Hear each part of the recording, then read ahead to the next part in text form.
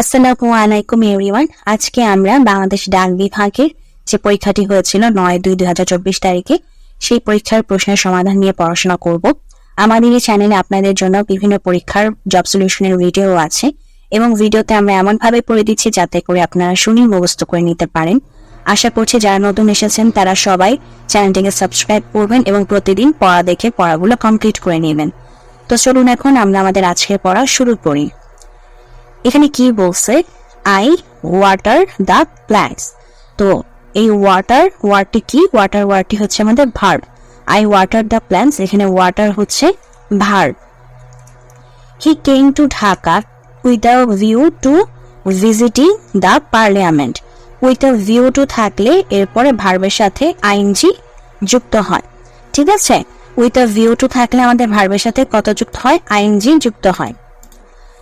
তো আমরা এরকম কিছু শব্দ জেনে নিই, যেমন mind, can not help, could not help, with a view to, look forward to, be use to, get use to, worth ইত্যাদির পরে কোনো ভার্ব থাকলে উক্ত ভার্বের সাথে আইএনজি যুক্ত হয়।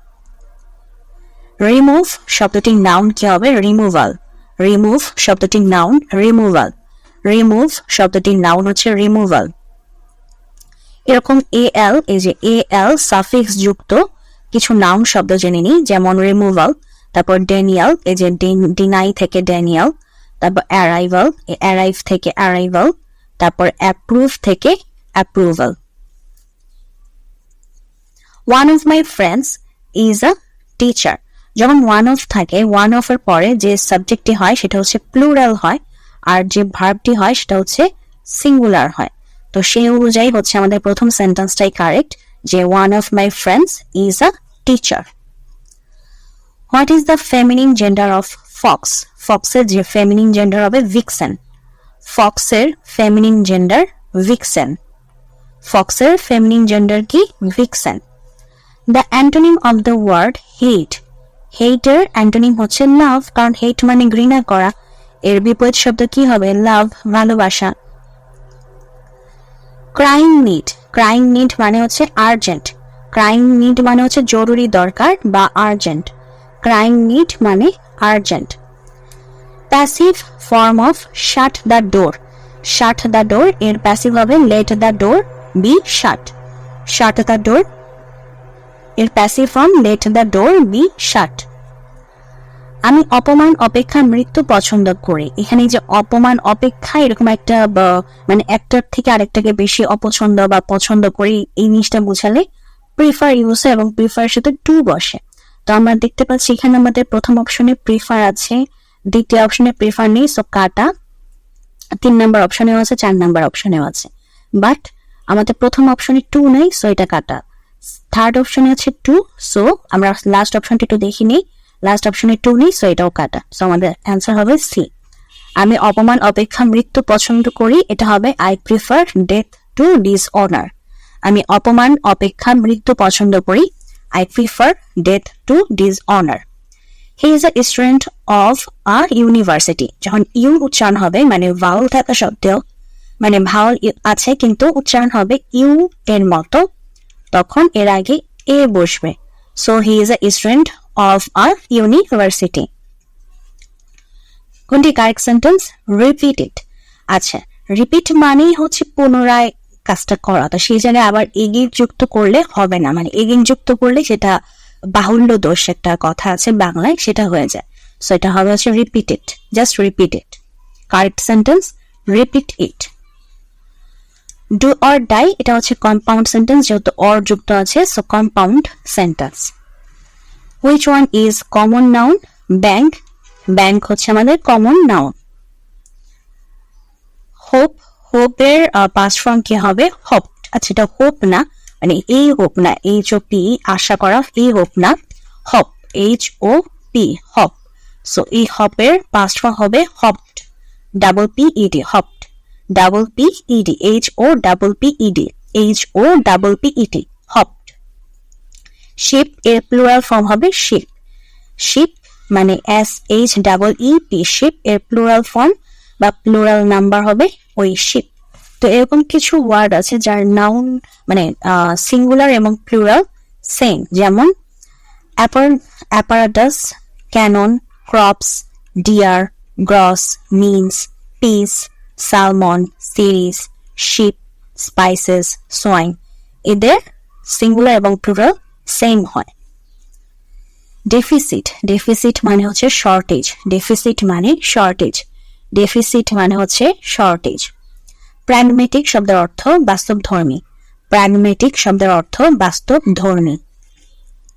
হি is a better worker than I, এ হচ্ছে আমাদের আর্টিকেল এবং আর্টিকেলের পরে যদি একটি ওয়ার্ড থাকে আর্টিকেল, আচ্ছা হ্যাঁ মানে এখানে হচ্ছে গিয়ে আর্টিকেলের পরে হচ্ছে আমাদের দুটো ওয়ার্ড আছে, সরি আমি ভুল বলে ফেলছিলাম, মানে দেনের পূর্বে আর্টিকেলের পরে আমার দুটো ওয়ার্ড আছে। সো একটা হচ্ছে নাউন আর একটা হচ্ছে অ্যাডজেক্টিভ। সো এটা হচ্ছে নাউন আর নাউনের পূর্বে যেটা বসবে সেটা অ্যাডজেক্টিভ।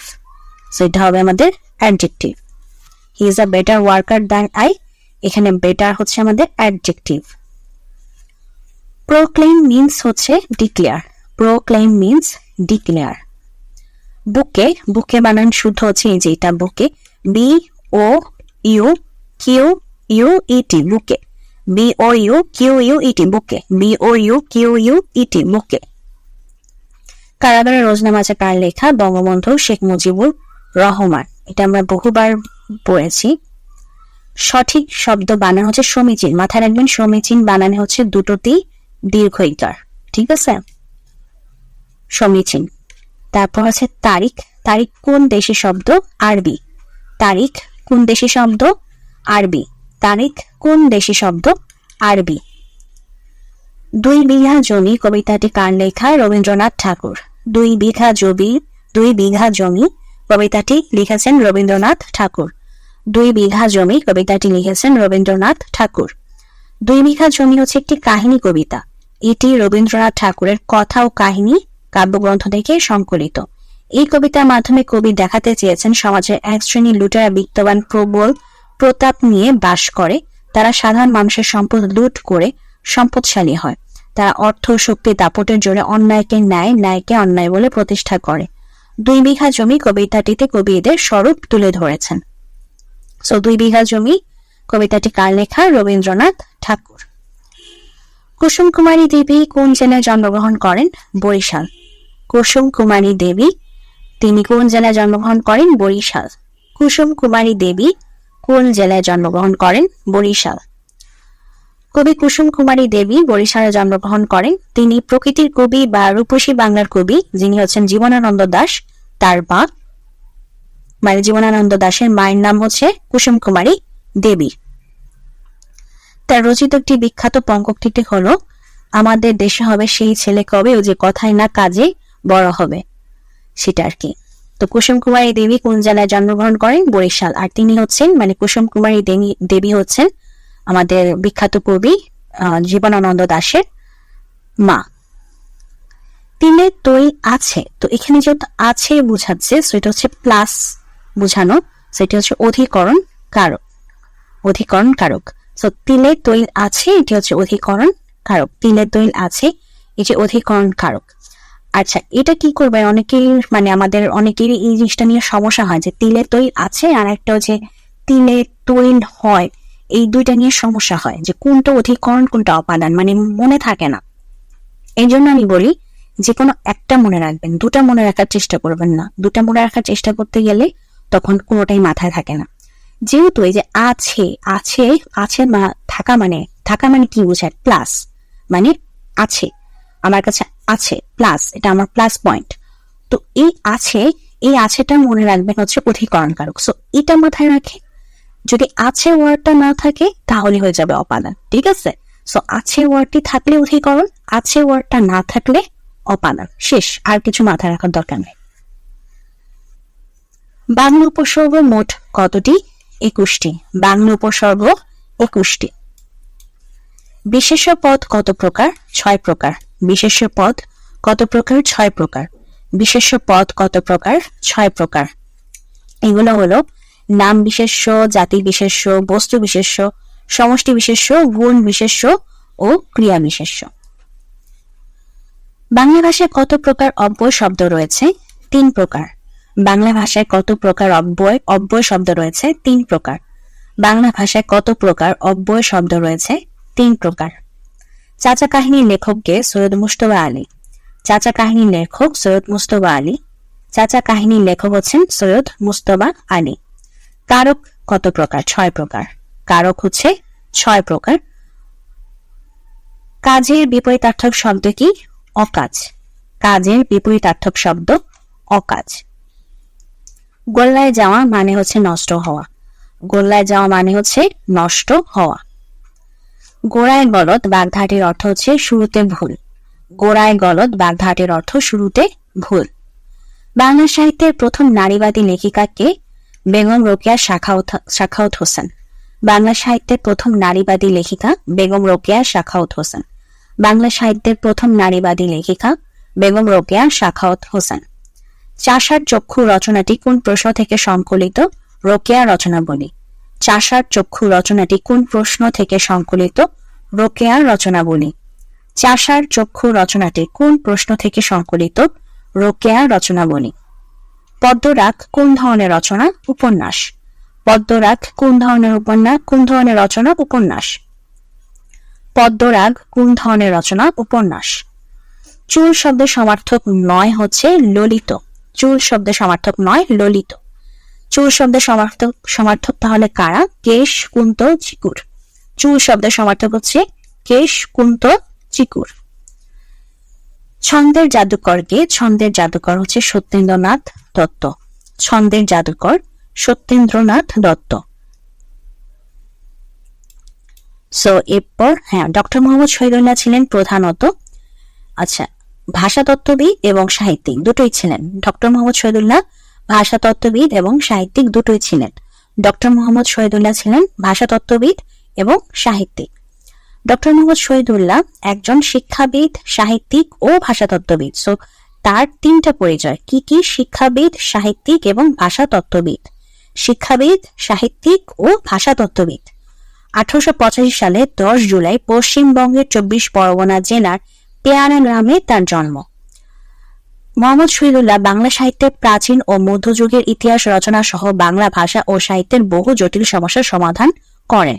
তার বুদ্ধিস্ট মিস্টিক সংস 1960 সালে গ্রন্থটি চর্যাপদের অনুবাদ ও সম্পাদনা কর্ম।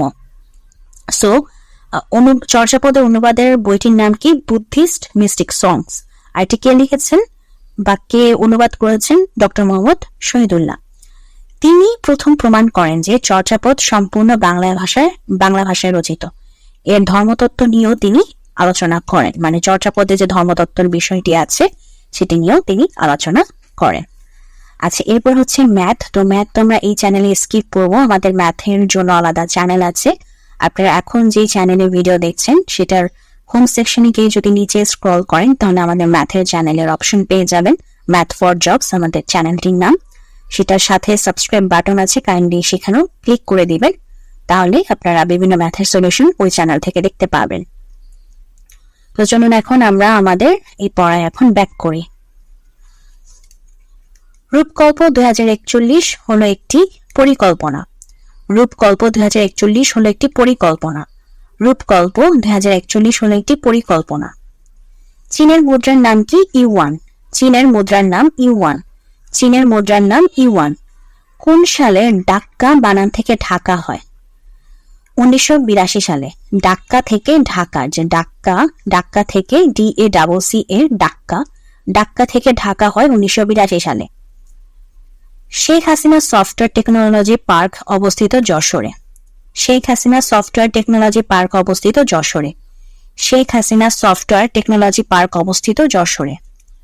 বাংলাদেশ মহাকাশে স্যাটেলাইট প্রেরণকারী কততম দেশ? 57তম। বাংলাদেশ মহাকাশে স্যাটেলাইট প্রেরণকারী কততম দেশ? 57।